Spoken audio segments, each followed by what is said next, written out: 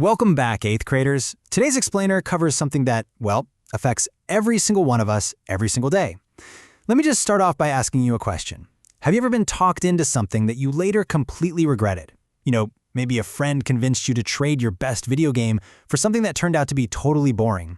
Or maybe a commercial made a new snack look absolutely incredible, but when you actually bought it, it tasted like cardboard, right? You were fooled by a smooth talker. Well, today, we're going to look at exactly how to stop that from ever happening to you again. This explainer is titled The Art of Persuasion, Evaluating Rhetorical Strength and Substance. We're going to look really closely at how people try to convince us of things. Because by the end of this session, you aren't just going to be students anymore. You are going to be truth detectives. You'll be totally equipped with the skills to look right past the shiny packaging of an argument and see if there's actually anything solid inside. You're going to become someone who literally cannot be easily tricked. Here is our roadmap for today. We're going to cover 1. The art of persuasion, 2. Cross-examining the argument, 3. Style versus substance, 4. Real-world rhetoric examples, 5. Putting it into practice, and finally 6. Education with moral purpose. Okay, let's dive right into this with Section 1, the art of persuasion.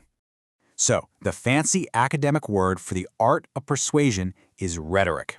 Whenever someone is trying to get you to agree with them or buy their product or vote for their idea, they are using rhetoric. But evaluating rhetoric isn't just about passively sitting there and listening, it's a highly active process.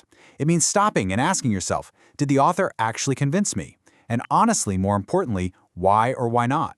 Was their persuasion fair and ethical, or were they kind of just trying to manipulate my feelings?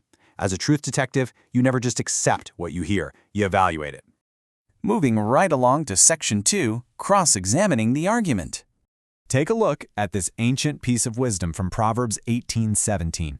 It says, "The first to state his case seems right, until another comes and cross-examines him." I want you to really think about that. Have you ever heard one side of a story and thought, wow, yeah, they are totally right, but then you heard the other person's side and your mind completely changed? The first person almost always seems right simply because there's no pushback. Well, it's your job to be that person who comes in and cross-examines every suspect argument that comes your way. You've got to ask the tough questions. Now, what's really interesting about this next slide, Section 3, Style versus Substance. Persuasion essentially breaks down into two main categories. On one side, we've got style. Style is all about that flashy delivery. It sounds amazing. It uses massive words, really cool graphics, or maybe even a super attractive celebrity spokesperson. But on the other side, we have substance. Substance is the strong evidence and the clear, undeniable logic. It's the foundation. Think of it like this. If an argument is basically a crumbling house, style is just a fresh coat of really expensive paint trying to hide the cracks. Without a rock-solid foundation of substance, you can easily get manipulated by style alone. But here is the thing. The absolute best, most effective, and fair rhetoric out there perfectly balances these three critical elements.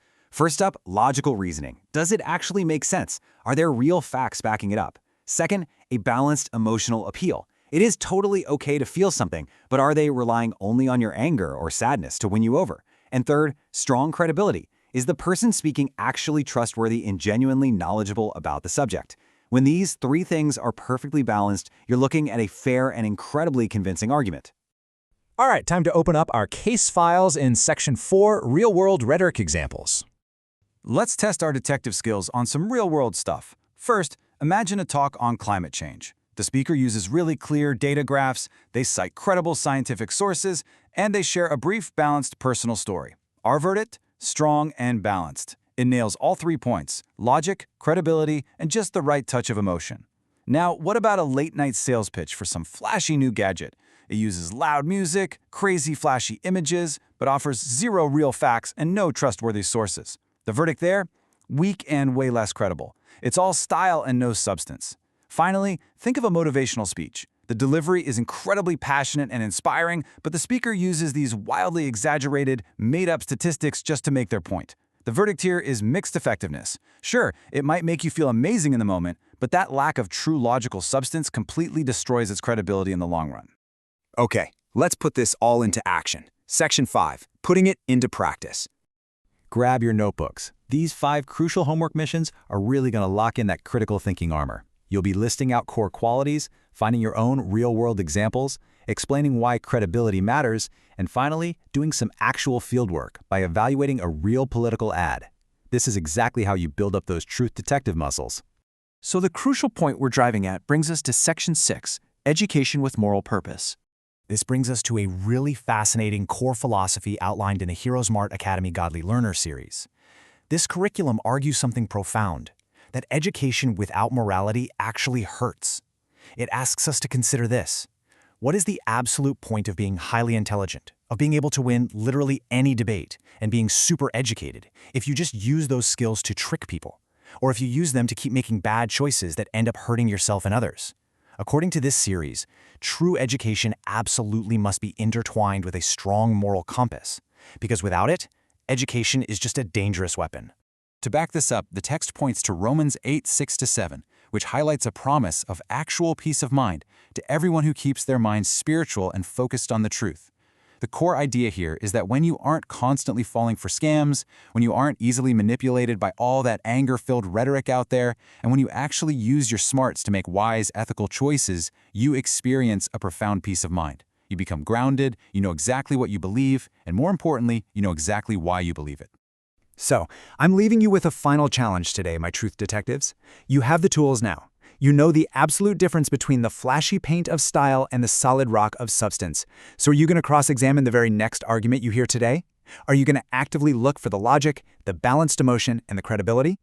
I really encourage you to step out there and put these brand new skills to the test right away. Thanks so much for joining me on this explainer, and as always, stay curious.